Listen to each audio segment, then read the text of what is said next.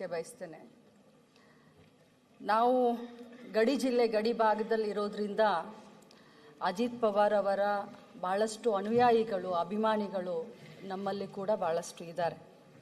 ಈಗ ತಾನೇ ಹಿರಿಯರೆಲ್ಲ ಮಾತನಾಡಿದ ಹಾಗೆ ಅವರು ಭಾಳಷ್ಟು ಪೆರಡು ನೀರಾವರಿ ಮಂತ್ರಿಯಾಗಿ, ಗ್ರಾಮೀಣಾಭಿವೃದ್ಧಿ ಮಂತ್ರಿಯಾಗಿ, ಇಂಡಸ್ಟ್ರಿಯಲ್ ಮಂತ್ರಿಯಾಗಿ ಮಹಾರಾಷ್ಟ್ರ ಬೆಳಿಲಿಕ್ಕೆ ಅವ್ರದ್ದೇ ಆದಂಥ ಕೊಡುಗೆಯನ್ನು ಅವರು ಕೊಟ್ಟಿದ್ದರು. ಅದರಲ್ಲೂ ಕೂಡ ಅವರು ಭಾಳಷ್ಟು ಧೈರ್ಯವಂತರಾಗಿದ್ದರು. ಭಾಳಷ್ಟು ಧೈರ್ಯವಂತದಿಂದ ಭಾಳಷ್ಟು ಡಿಸಿಷನ್ಗಳನ್ನು ಭಾಳಷ್ಟು ತಗೊಳ್ತಾ ಇದ್ರು. ಇನ್ನೊಂದು ಅವರು ಜನ ಅನುರಾಗಿಗಳಾಗಿದ್ದರು. ಯಾಕಂತಂದರೆ ಬೆಳಗ್ಗೆ 6:30 ಗಂಟೆಗೆ ನಾವು ಭಾಳಷ್ಟು ಜನ ಹೇಳ್ತಾರೆ ನಮಗೆ, ಯಾಕಂದರೆ ಭಾಳಷ್ಟು ಹತ್ತಿರದ ಸಂಬಂಧಗಳು ಇರೋದ್ರಿಂದ ನನ್ನ ಕ್ಷೇತ್ರದಲ್ಲಿ ಮತ್ತು ಬಾರಾಮತಿ ಇದಕ್ಕೆ.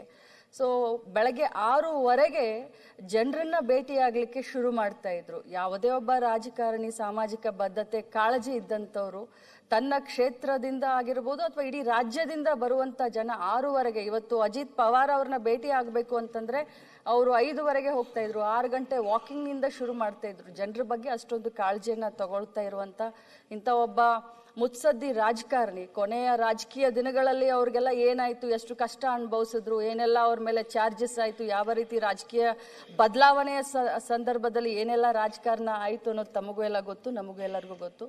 ಬಟ್ ಅವರು ಈ ರೀತಿ ಇವತ್ತು ಬೆಳಗ್ಗೆ ದುರ್ಘಟನೆಯಲ್ಲಿ ತೀರ್ಕೊಂಡಿದ್ದಾರೆ ಅಂತ ಹೇಳಿದಾಗ ನಿಜವಾಗ್ಲೂ ನನಗೆ ಆಗಲಿ ಅವರ ಅಭಿಮಾನಿಗಳಿಗೆ ನಂಬಲಿಕ್ಕೆ ಆಗಲಿಲ್ಲ. ಇಂಥ ಒಂದು ಸಂದರ್ಭದಲ್ಲಿ ದೇವರು ಅವರ ಆತ್ಮಕ್ಕೆ ಚಿರಶಾಂತಿಯನ್ನು ಕೊಡಲಿ ಮತ್ತು ಅವರೆಲ್ಲ ಭಾಳಷ್ಟು ಲಕ್ಷಾಂತರ ಕೋಟಿಗಟ್ಟಲೆ ಅಭಿಮಾನಿಗಳಿಗೆ ಈ ಒಂದು ದುಃಖವನ್ನು ಭರಿಸುವಂಥ ಶಕ್ತಿ ಕೊಡಲಿ ಅಂತ ತಮ್ಮ ಮೂಲಕ ಕೇಳ್ತೀನಿ. ಲಕ್ಷ್ಮಣ್ ಸರ್.